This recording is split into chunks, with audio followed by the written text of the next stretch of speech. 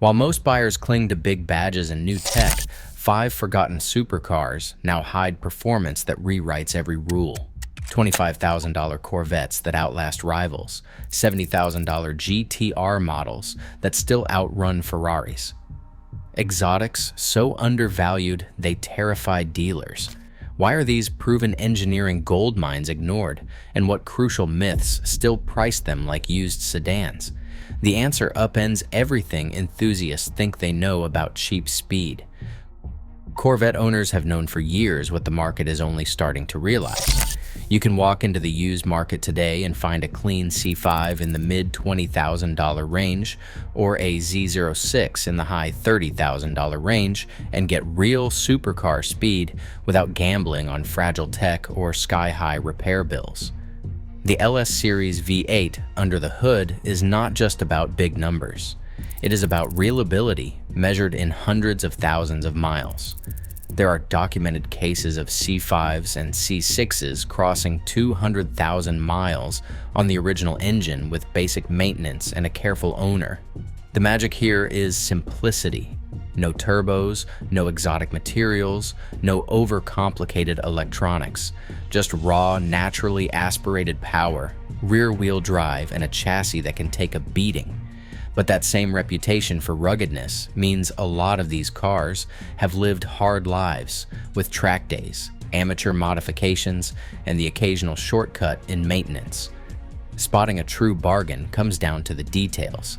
The harmonic balancer is a known weak point.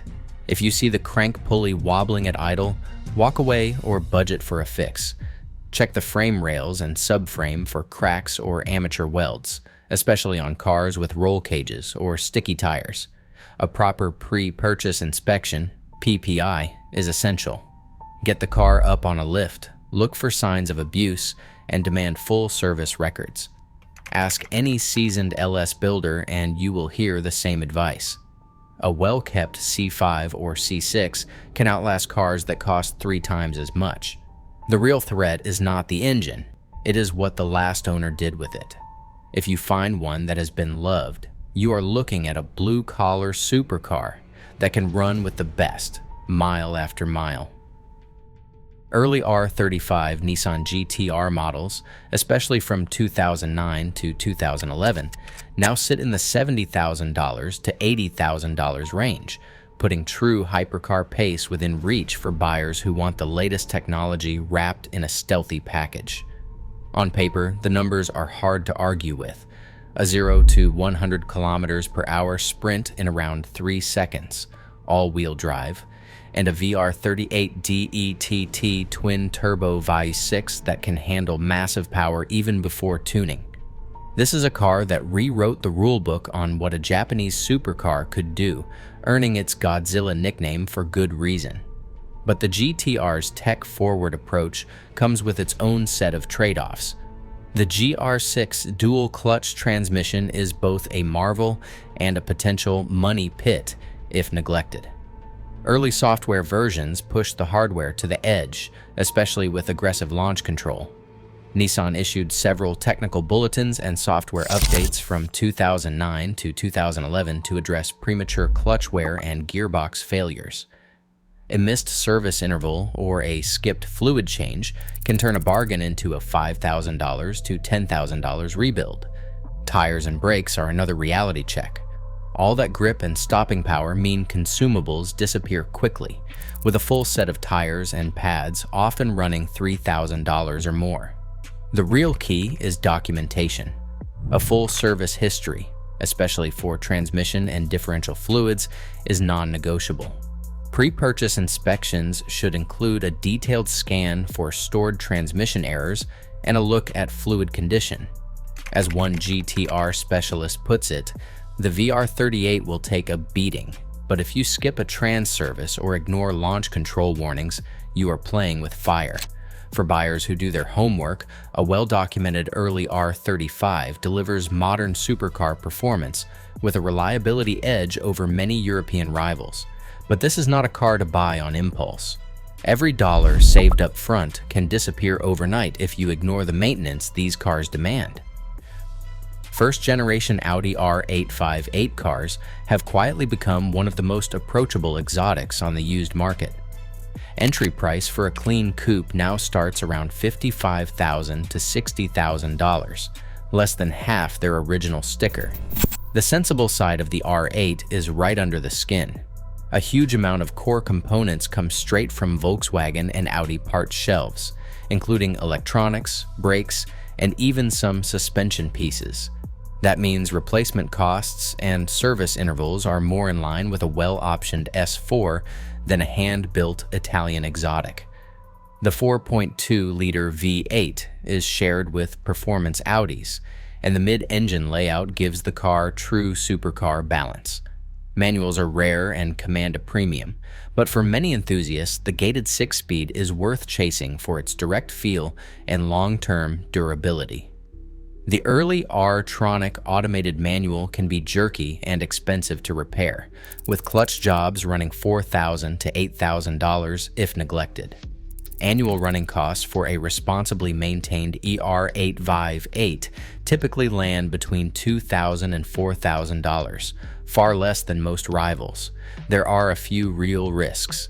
The magnetic ride suspension, if it starts to leak, can set you back $10,000 or more for a full replacement. Frame cracks are rare but worth checking, especially in cars that have seen track use. Most specialists recommend a pre-purchase inspection focused on clutch health, damper leaks, and any signs of chassis stress. As one VAG expert puts it, if the clutch is strong, the rest is just regular Audi maintenance. The R8 proves that exotic looks and daily usability are not mutually exclusive provided you choose wisely and buy with your eyes open. Porsche's 996 and early 997 Carrera S and 4S models spent years in the bargain bin, largely because of one notorious flaw, the intermediate shaft bearing known as IMS.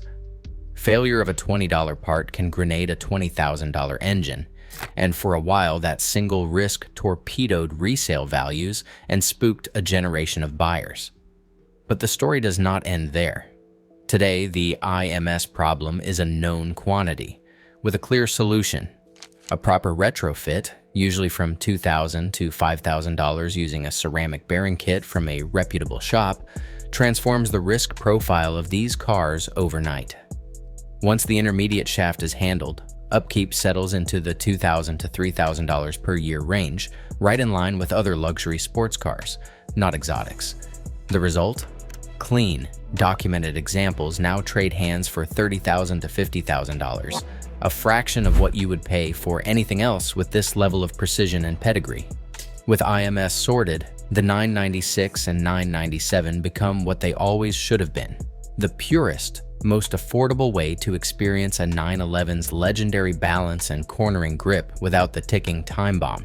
For buyers who know what to look for, a one-time fix turns these cars from a cautionary tale into a corner carving icon.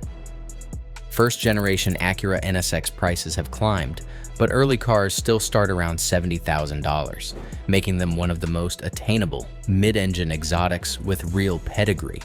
What sets the NSX apart is not just its design or the fact that Ayrton Senna helped fine-tune its chassis. It is the way Honda engineering turned a supercar into something you can actually count on year after year. The aluminum chassis resists corrosion, and the naturally aspirated V6 is legendary for its smoothness and longevity. There is only one major maintenance item that matters: the timing belt. Honda recommends replacement every 90,000 miles or 7 years, whichever comes first. The service is not cheap. Expect $1,500 to $3,000 for a belt and water pump job, but it is a known interval, not a hidden time bomb. Owners who stick to the schedule report trouble-free driving, even with daily use or occasional track days. One long-term owner put it simply: they replaced the original belt at 90,000 miles last year and it cost $2,000 all in. The car just keeps going. That is the NSX's secret. It is an heirloom you can drive, not just admire. Values have risen steadily, with well-kept examples appreciating year after year. For buyers who want an exotic that delivers thrills without the drama, the NSX stands alone as the safest bet in the supercar world. Start with the build sheet or window sticker. This is the car's birth certificate, matching options, color, and key features to the VIN. Next, ask for a full set of service receipts, not just a stamped book. Genuine records should show dates, mileage, and the shop's name. Missing gaps or handwritten notes are red flags. Always demand a clean title and pull a full VIN history report. Look for any mention of salvage, flood, or odometer rollback. For high-value cars, insist on original keys and manuals. These often signal careful ownership and higher resale value. Before money changes hands, use an escrow service or a trusted dealer to hold funds until the car passes a professional inspection. This sequence of paperwork, records, title checks, and escrow protects you from hidden defects, undisclosed damage, and the worst-case scenario, buying someone else's expensive mistake. Every one of these cars answers a different kind of dream. The Corvette C5 or C6 is for the hands-on driver who wants all-American muscle, bulletproof mechanics, and the freedom to wrench or just drive without fear. The early R35 GTR fits the tech-obsessed speed hunter who craves launch control, all-wheel drive grip, and a car that can eat Ferraris for breakfast, as long as they respect the service schedule. Audi's first-gen R8 is the enthusiast who wants exotic looks with daily reliability, a taste of supercar life without the headaches of Italian ownership. The 996 or early 997 Carrera S is for the purist who values balance, heritage, and that unmistakable Porsche feel. Make sure the IMS is sorted. The NSX is the long-haul perfectionist, a future classic with Honda reliability and a driving experience so pure it borders on spiritual. Choose the one that matches your style, and you are not just buying a car, you are buying the right kind of legend.